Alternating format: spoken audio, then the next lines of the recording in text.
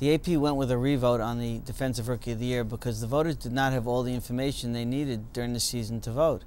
They did not know that Brian Cushing had tested positive during the season for a banned substance. When we learned about that, we looked at the situation and felt that because our voters did not have all the information they needed available to them when they chose this award, that a revote would be the only fair way to determine whether Cushing should have the award or someone else should have it. This could open a Pandora's box, as many people have said, but I think what we need to look at in the future is whether this means that we should have some sort of a ban on players who get suspended during a season for whatever reason.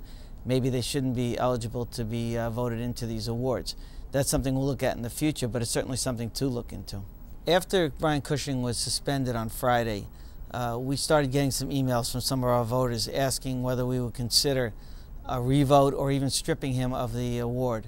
And after some very long and careful consideration by the Associated Press, we decided that the fairest thing to do would be a revote. And clearly, our voters were very, very involved in this and very much wanted us to do something. And I think that if you polled all of our voters, the vast majority would say that the revote was the fairest way to do it.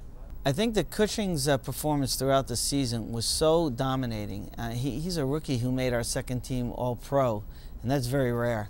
And he won the first vote by 39 votes to 6 for the runner-up.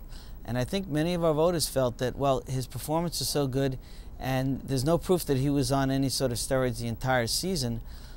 He tested for a low level, apparently, of whatever substance he took.